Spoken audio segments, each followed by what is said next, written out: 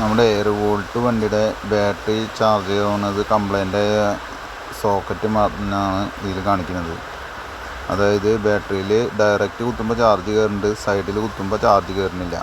അപ്പോൾ അത് അഴിച്ച് നോക്കുമ്പോൾ എന്താണെന്ന് വെച്ചെങ്കിൽ ചാർജർ സോക്കറ്റിൻ്റെ ബാക്ക് സൈഡ് ഫുള്ള് ഉരുകി വെള്ളം കയറി ആകെ ഷോർട്ടാണ്, ഇത് ഈ കാണുന്ന പോലെ. അപ്പോൾ ഇങ്ങനെയുള്ള കാര്യങ്ങൾ ആൾക്കാർ ശ്രദ്ധിക്കുന്നില്ല. നമ്മൾ വെറുതെ ചാർജർ കുത്തും, അപ്പോൾ ചാർജർ കുത്തുമ്പോൾ ഷോർട്ടായി കഴിഞ്ഞാൽ ചാർജറും കൂടി കംപ്ലൈൻറ്റ് വരാൻ സാധ്യത ഉണ്ട്.